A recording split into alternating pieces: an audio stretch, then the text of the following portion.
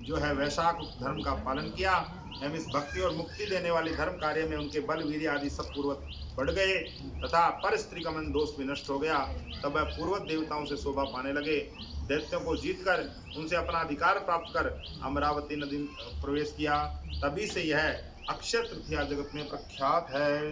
बोले विष्णु भगवान की। प्राचीन समय में काश्मीर देश में देवर्त नाम का एक ब्राह्मण था। 2 अध्याय और बच रहे हैं, 29वां अध्याय। उनकी पत्नी मालिनी थी। देवर्त की पत्नी मालिनी का नाम मालिनी नाम की एक पुत्री हुई। वह कन्या सत्यशील विद्वान ब्राह्मण को ब्याई। वह उसके साथ विवाह करके अपने देश यवन देश में ले गए। वह मालिनी अत्यंत दुष्टा थी। रूप यौवन वाली कभी भी अपने पति को प्रिय नहीं थी। वह निष्ठुर सदैव अपने पति से द्वेष रखती थी। अपने पति को वश में रखने के लिए उसने दूसरी स्त्रियों से वशीकरण मंत्र पूछा। जिनके पतियों ने उन्हें त्याग दिया था उन्होंने कहा कि हमने तो अपने पति को वशीकरण औषधि से वश में कर लिया, अब तू भी योगिनी के पास जा, वह तुमको दिव्य वशीकरण औषधि देगी, जिससे हमको विश्वास है कि तेरा पति अवश्य ही वश में हो जाएगा। उनके कथन अनुसार वह योगिनियों के मंदिर में गई, जहाँ पर कुटी में 100 स्तंभ बने हुए थे। इस प्रकार उस मालिनी ने वहां पहुंचकर मन को क्षोभ कराने वाले मंत्रों के लिए प्रार्थना की। फिर उसने जड़ी हुई स्वर्ण की अंगूठी उस योगिनी को भेंट की। योगिनी पति के अपमान से दुखित हृदय को जानकर कहने लगी, यह रक्षा चूर्ण तुमको देती हूँ, यह संपूर्ण प्राणियों को वश में करने वाली है। यह चूर्ण अपने पति को देकर उसकी ग्रीवा की रक्षा करना, तेरा पति तेरे वश में हो जाएगा। तेरे बुरे चरित्रों को देखकर भी वह तुझसे कुछ नहीं कहेगा। तब वह उस चूर्ण को लेकर घर आई। संध्या समय दूध में मिलाकर अपने पति को पिला दिया। उस चूर्ण को पीने से उसको क्षय रोग हो गया और वह दिनों दिन क्षय होती चली गई और उसके गुह्य स्थान में घाव के कीड़े पड़ गए। तब उसके पति की ऐसी दशा हुई तो वह इच्छा पूर्वक विचरने लगी। तब उसका पति पीड़ा के मारे त्राही त्राही पुकारने लगा और कहने लगा कि मेरी शरण में हूँ, मैं तेरी शरण में हूँ, मेरी रक्षा कर। मैं कभी पर स्त्री की इच्छा नहीं करता, तेरा दास हूँ, मेरी रक्षा कर।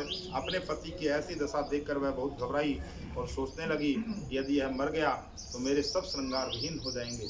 ऐसा सोचकर फिर योगिनी के पास पहुंची, उससे सब वृतांत कहा।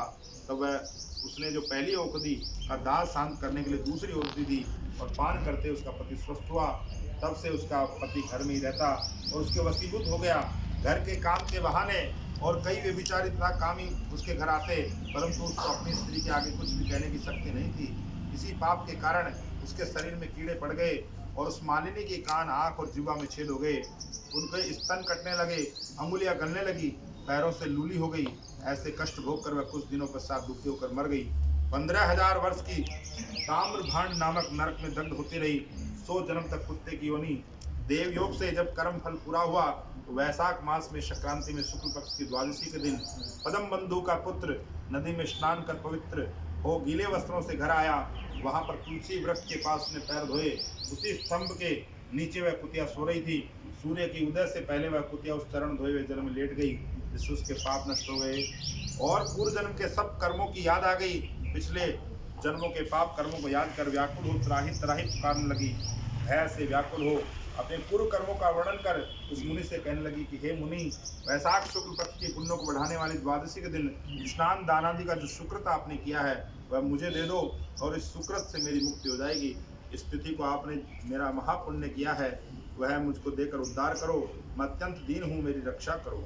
एक विजवर, मैं आपको नमस्कार करती हूँ।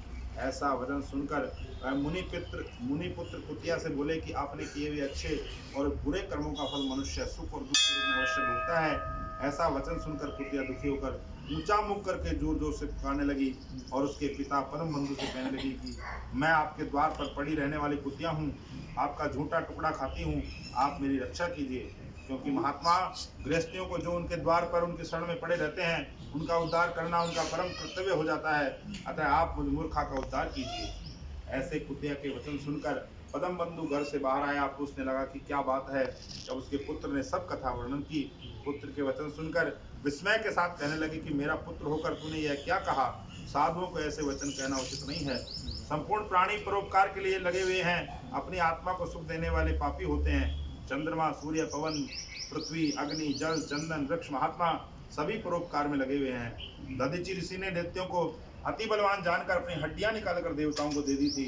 तब भूखे सेन ने कबूतर को पकड़ लिया तो राजा शिवी ने अपना मांस काटकर सेन को दे दिया था। जीमूत नामी राजा ने गरुड़ के लिए अपने प्राण त्याग दिए थे, इसलिए विद्वान ब्राह्मण को सब पर ही दया करनी चाहिए। जैसे कीचड़ में फंसी हुई गौ बाहर निकलते ही उसी प्रकार से बार बार प्रार्थना करती हुई उस कुतिया के दुख को अपने पुण्य के प्रभाव से अवश्य दूर करूंगा।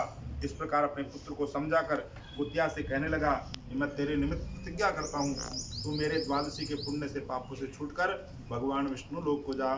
सुखदेव जी कहते हैं कि राजन, वह कुतिया अपने शरीर को त्याग कर दिव्य वस्त्र आभूषण पहनकर सूर्य के समान तेज वाली होकर सावित्री के समान ब्राह्मण से आज्ञा लेकर चारों दिशाओं को प्रकाशित करती हुई स्वर्ग में जाकर भोगों को भोगती हुई वैशाख शुक्ल द्वादशी के प्रभाव से उर्वशी नाम की अप्सरा श्रेष्ठ अंगों वाली देवताओं को प्रिय हुई। बोले विष्णु भगवान। ये एकादशी